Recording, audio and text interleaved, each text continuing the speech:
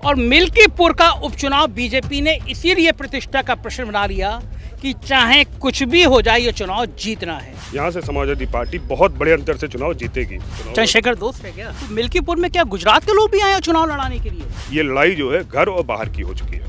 आपको डर नहीं लग रहा? दो डिप्टी सीएम यहाँ पे आ रहे हैं, 3 मिनिस्टर आ रहे हैं। ये गुजरात कनेक्शन क्या है भाजपा के कैंडिडेट? एक विधायक के लिए आपने पूरी टीम उतार दी है। मिल्कीपुर इतना इम्पोर्टेंट क्यों है कि योगी आदित्यनाथ खुद इस विधानसभा की कमान संभाले हैं? कि ये 2027 का सेमीफाइनल है। कि मायावती जी ने अखिलेश यादव को आशीर्वाद दे दिया है, तो ये डील पिताजी ने कराई आपकी। 2027 में भी मायावती और अखिलेश एक हो सकते हैं।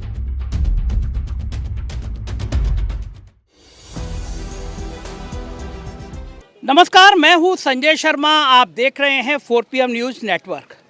पूरे उत्तर प्रदेश, बल्कि मैं गलत कह रहा हूं, उत्तर प्रदेश, पूरे देश की निगाह लगी हुई है इस समय अयोध्या में। मंदिर के दर्शन के अलावा एक जगह है मिल्कीपुर विधानसभा। मिल्कीपुर विधानसभा की पर पूरे देश की निगाह लगी हुई है, क्योंकि यहाँ उपचुनाव होना है। और उपचुनाव एक ऐसी सीट पर होना है जिस सीट ने भारतीय जनता पार्टी को सबसे ज़्यादा दर्द दिया है। पूरे देश में जिस राम मंदिर के नाम को लेकर ब्रांडिंग करी भारतीय जनता पार्टी ने, लोकसभा चुनाव में भारतीय जनता पार्टी वहाँ से हार गई। और इस बात को पूरे देश में फिर भारतीय जनता पार्टी की मजाक उड़ाई गई। यहाँ तक कि मैं जम्मू कश्मीर का चुनाव कवर करने गया तो नेशनल कॉन्फ्रेंस की फायर ब्रांड प्रवक्ता हैं हयात जी, वो मुझसे कह रही थी कि आपके उत्तर प्रदेश का अयोध्या ने ही संदेश दे दिया कि देश चाहता क्या है। अवधेश प्रसाद जी यहाँ से चुनाव जीते, जो दलित समुदाय से आते हैं। और मिल्कीपुर का उपचुनाव बीजेपी ने इसीलिए प्रतिष्ठा का प्रश्न बना लिया कि चाहे कुछ भी हो जाए ये चुनाव जीतना है।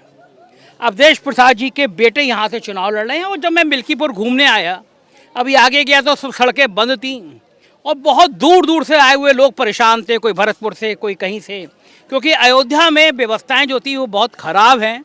लोग परेशान होकर 2-2 दिन से यहाँ घूम रहे हैं। इसी बीच में गांव में आया मालूम करने के लिए हाल क्या है, तो यहाँ से समाजवादी पार्टी के प्रत्याशी जो अवधेश प्रसाद जी के पुत्र भी हैं, लड़ रहे हैं, नौजवान हैं। इनसे मैंने सोचा कुछ बातचीत करूं। बहुत बहुत स्वागत है जी। कैसा चुनाव लड़ रहा है, चल रहा है? बहुत बहुत धन्यवाद आपको कि आप मिल्कीपुर की धरती पर आए और अपने चैनल पर, आपका चैनल बहुत लोग देखते हैं, इसके लिए बधाई आपको। और आपने अपने चैनल पर मुझे बोलने का मौका दिया। और जैसा उपचुनाव में 10 सीटों पे उपचुनाव होना था, लेकिन किसी कारणवश ये मिल्कीपुर का उपचुनाव रोका गया। 9 सीट तो चुनाव हो गया, जिसमें से 7 सीटें जो है पुलिस प्रशासन लगाकर, दबाव बनाकर भारतीय जनता पार्टी ने गलत तरीके से जीता। और मिल्कीपुर का चुनाव 5 तारीख को होने जा रहा है। और यहाँ की सम्मानित जनता इनके छल को जान चुकी है और सिर्फ अखिलेश यादव जी की साइकिल को देख रही है। और आने वाले 5 तारीख को बहुत बड़े अंतर से यहाँ समाजवादी पार्टी जीतने जा रही है। अजीत भाई, मैंने एक दिन विज्ञापन देखा अखबार में, फुल पेज का विज्ञापन था और लिखा था उसमें कि मिल्कीपुर में 1000 करोड़ की परियोजनाओं की शुरुआत, मुख्यमंत्री का फोटो था। तो मुझे भी हैरानी हुई कि एक विधानसभा में 1000 करोड़ की परियोजनाएं चलाई जा रही हैं। तो जाहिर है सरकार जब इतना पैसा बांट रही है तो क्या लगता है आप कहीं टिक पाएंगे?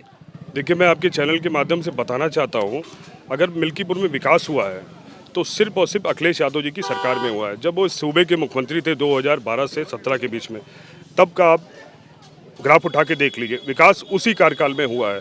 उसके बाद आज योगी जी को स्वयं प्रभार संभालना पड़ रहा है। उनके 60 से 70 विधायक मिल्कीपुर में मौजूद हैं। पूरी कैबिनेट उन्होंने उतार दी है। पुलिस प्रशासन का पूरी तरीके से दुरुपयोग किया जा रहा है इस चुनाव को जीतने के लिए। लेकिन मैं पुनः दोहराना चाहता हूँ, यहाँ से समाजवादी पार्टी बहुत बड़े अंतर से चुनाव जीतेगी।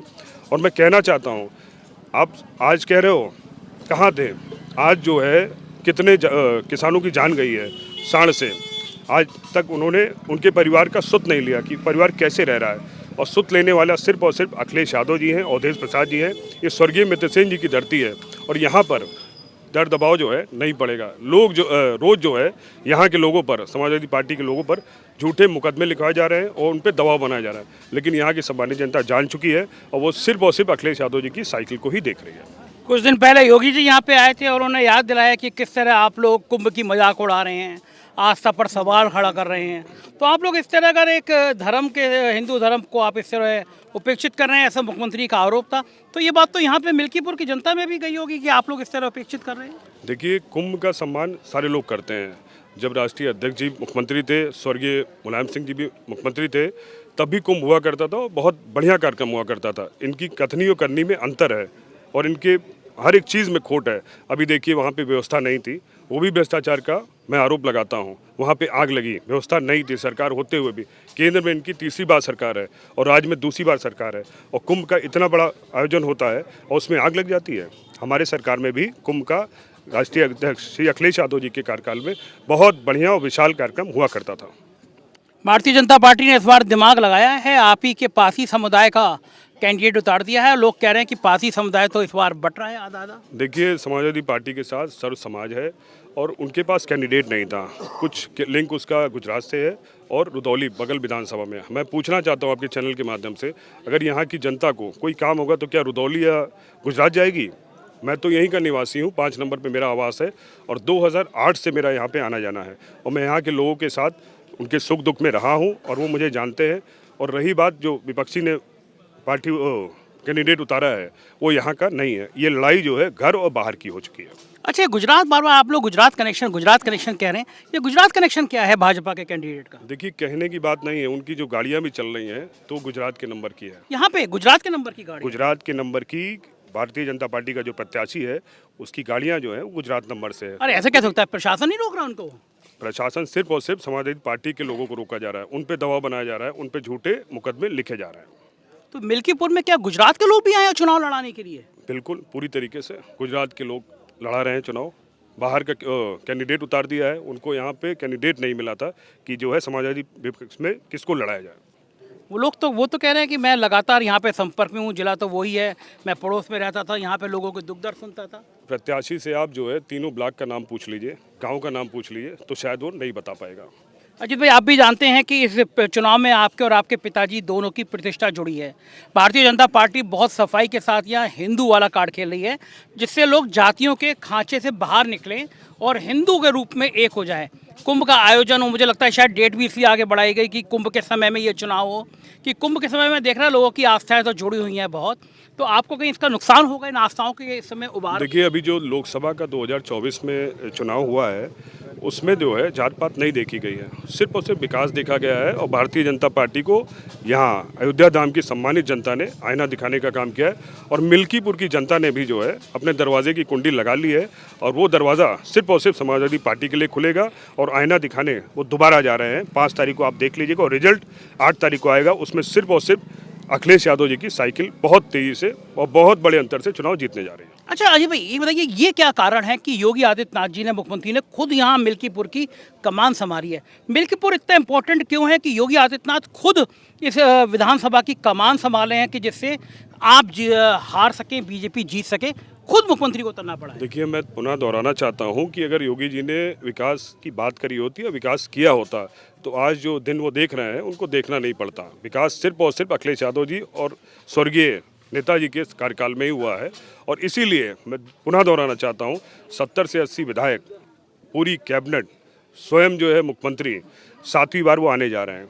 7वीं बार? 7वीं बार वो मिल्कीपुर की धरती पे आने जा रहे हैं और हमारे राष्ट्रीय अध्यक्ष सिर्फ और सिर्फ एक बार आएंगे 3 तारीख को। आप देखिएगा उनका स्वागत मिल्कीपुर की सम्मानित जनता कैसे करती है। तो हमारे मुख्यमंत्री जो हैं उत्तर प्रदेश को ज़्यादा मेहनती हैं, आपके आप मुख्यमंत्री जो हैं वो ज़्यादा मेहनती हैं, आपके नेताजी जो केवल एक बार आ रहे हैं तो खराब बात है, उनको भी 7 बार आना चाहिए। देखिए, यहाँ मेहनत की बात नहीं है, यहाँ जो बात है वो विकास की है। विकास किया है तो अखिलेश यादव जी के कार्यकाल में हुआ है, नेताजी के कार्यकाल में हुआ है। अगर विकास किया होता तो उनको जो है ये अपना जो विधायकों को दौड़ा रहे हैं, परेशान कर रहे हैं और सिर्फ एक विधायक के लिए आपने पूरी टीम उतार दी है। ये चुनाव आपको डर नहीं लग रहा? 2 डिप्टी सीएम यहाँ पे आ रहे हैं, 3 मिनिस्टर आ रहे हैं, विधायक? देखिए, समाजवादी पार्टी का हर एक सिपाही बहुत बड़े मजबूती के साथ खड़ा है और वो डरने वाला नहीं है, चाहे आप जितना भी उसको मुकदमा से लाद दो, लेकिन उनका कहना है कि सिर्फ और सिर्फ अखिलेश यादव जी की साइकिल को ही देख रहे हैं। अच्छा, चंद्रशेखर ने जो कैंडिडेट उतारा है उसका क्या राजनीतिक अर्थ है, उसका क्या मतलब है? देखिए, इस विषय पे तो मुझे नहीं बोलना है। मैं अपना चुनाव, चंद्रशेखर दोस्त है क्या? नहीं, दोस्त तो नहीं है, लेकिन हम लोग सिर्फ और सिर्फ जो कार्यकाल हम लोग का बीता उसमें जो विकास कार्य हुए हैं उन्हीं को लेके हम लोग आगे बढ़ रहे हैं और उसी की बात कर रहे हैं। अच्छा, मायावती कैसे मैनेज कर ली? मायावती ने कोई कैंडिडेट नहीं उतारा? देखिए, नेता लोग खेल तो करते हैं आपस में। नहीं, खेल कुछ नहीं है, वो भी विकास का ही देख रही हैं कि विकास किसने किया है, तो वो भी जो है आशीर्वाद अखिलेश यादव जी को ही दे रही हैं। मतलब मायावती अखिलेश यादव को आशीर्वाद दे रही हैं? बिल्कुल बिल्कुल, वो मीटिंग हो गई है कुछ आपस में? बिल्कुल आशीर्वाद वो दे रही हैं कि ये चुनाव जो है समाजवादी पार्टी जीते। और ये सेमीफाइनल में बताना चाहता हूँ कि ये 2027 का सेमीफाइनल है। मेरा विधायक बनने से मैं जो है रोजगार नहीं दे पाऊँगा, भ्रष्टाचार नहीं खत्म कर पाऊँगा, लेकिन जब पुनः दोबारा जो है सूबे के मुख्यमंत्री अखिलेश यादव बनेंगे तो हर हाथ में रोजगार होगा। आज जो सरकार चल रही है वो नौजवानों को पीठ पे जो है लाठी देने का काम करती है।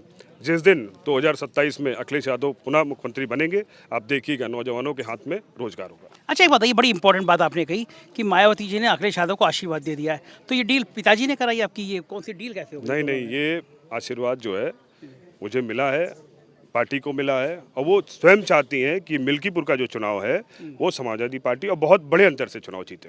क्या 2027 में भी मायावती और अखिलेश एक हो सकते हैं? उसके लिए तो अभी बहुत समय है। आपको क्या लगता है एक होने पे मजबूत होंगे? हम तो चाहते हैं विकास की अगर बात हो रही तो वो भी साथ आए। साथ आए। बिल्कुल। कांग्रेस का क्या रुख रहेगा? कांग्रेस पीडीए जो है वो सब सर्वदल हम लोग के साथ है और हम लोग को बहुत मजबूती से इसका सहयोग मिल रहा है और यहाँ से समाजवादी पार्टी बहुत बड़े अंतर से चुनाव जीतेगी। बहुत बहुत शुक्रिया अजीत भाई, आपने सब दिया। तो ये थे अजीत प्रसाद, तो ये थे अजीत प्रसाद जिन्होंने बेबाकी से बताया और कहा कि भले मुख्यमंत्री यहाँ चुनाव लड़ रहे हो मतलब खुद प्रचार कर रहे हो, 7वीं बार आ रहे हो, 2 डिप्टी सीएम हो, इतने मंत्रियों की फौज हो, लेकिन उनके अंदर विश्वास बड़ा है। अब देखना ये होगा कि 8 तारीख को नतीजे क्या आएंगे, क्योंकि ये नतीजे पूरे देश को संबोधित करेंगे, देश को एक संदेश देंगे। कैसी लगी बातचीत बताइएगा जरूर, चैनल को सब्सक्राइब और ज्वाइन करिएगा। शुक्रिया, थैंक यू।